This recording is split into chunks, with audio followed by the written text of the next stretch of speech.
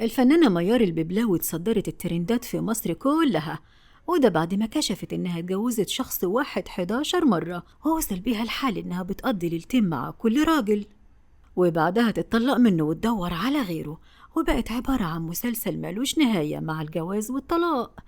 بس يا ترى هل الفنانة اتجوزت كل الجوازات دي فعلا؟ طب الموضوع ده حلال ولا حرام؟ وإيه السبب اللي يخليها تتجوز وتتطلق كل أسبوع كده؟ وده اللي هنعرفه في الفيديو بتاعنا، تابعونا للآخر.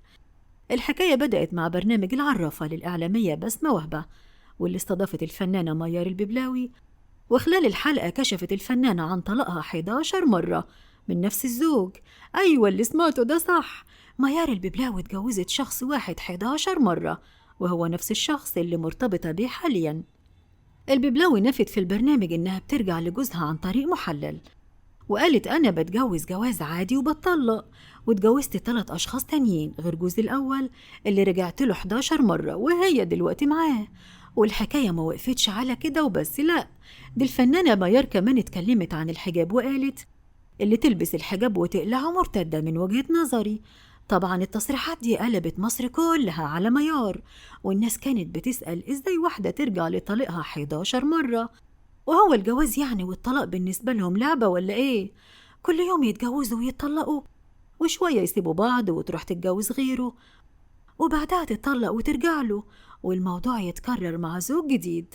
الداعية الشيخ محمد أبو بكر طلع واتكلم على تصريحات الفنانة ميار، وهاجم ميار الببلاوي جدا، وقال إن اللي بتعمله ده مالوش علاقة بالدين، وده مش جواز، ده اسمه زنا، ومفيش واحدة مسلمة تتطلق من جوزها 11 مرة وترجع له بمكالمة أو محلل، وظاهرة المحلل دي اسمها احتيال على الدين، واللي قالته ده بيهدم قيم الأمة ل30 سنة قدام، لأن ربنا جعل الطلاق 3 مرات مش 11 مرة، وجعل المرة التالتة حاسمة وفاصلة ما فيهاش رجوع من تاني.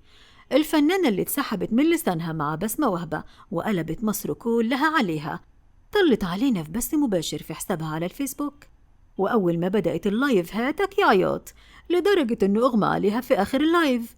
ميار اتكلمت على هجوم الداعية الأزهري عليها، وقالت أنا تعبت، كل ما أعمل حاجة يقولوا علشان الترند، والشيخ جه عليا وخد في عرضي وقال عليا باخد كل راجل ليلتين.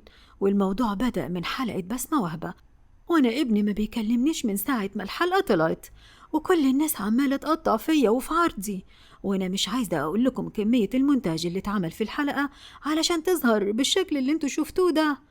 الفنانة اللي قررت تبعد عن الشاشة الفترة اللي فاتت فضلت تحسبن وقالت أنا أم راجل وزوجة راجل وبنت صعيدية، حرام عليكم قطعتوني، ابني وإخواتي ما بيكلمونيش بسببكم، وأنا اتجوزت على سنة الله ورسوله، وأنا ما عملتش حاجة عيب ولا غلط ولا حرام، اتجوزت ولا اتطلقت مالكوش دعوة بيا.